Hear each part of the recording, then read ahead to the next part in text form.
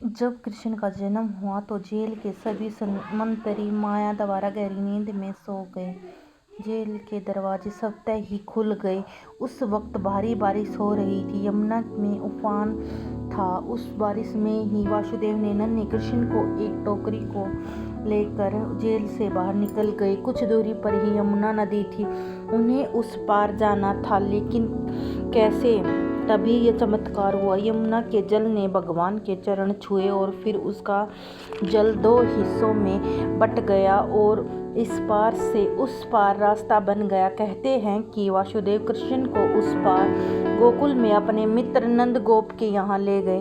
वहाँ पर नंद की पत्नी यशोदा को भी एक कन्या उत्पन्न हुई थी।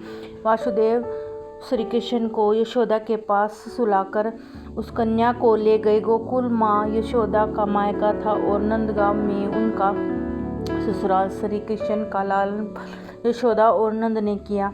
गोकुल यमुना के और तट पर बसा एक गांव है, जहाँ सभी नंदों के गायों का निवास स्थान था। नंद मथुरा के आसपास गोकुल और नंदगांव में रहने वाले अभीर गोपों के मुखिया थे। यहीं पर वासुदेव की दूसरी पत्नी रोहिणी ने बलराम को जन्म दिया था। बलराम देवकी के 7वें गर्भ में थे, जिन्हें योग माया ने आकर्षित करके रोहिणी के गर्भ में डाल दिया था। यह स्थान गोप लोगों का था। मथुरा से गोकुल की दूरी महज 12 किलोमीटर थी। धन्यवाद।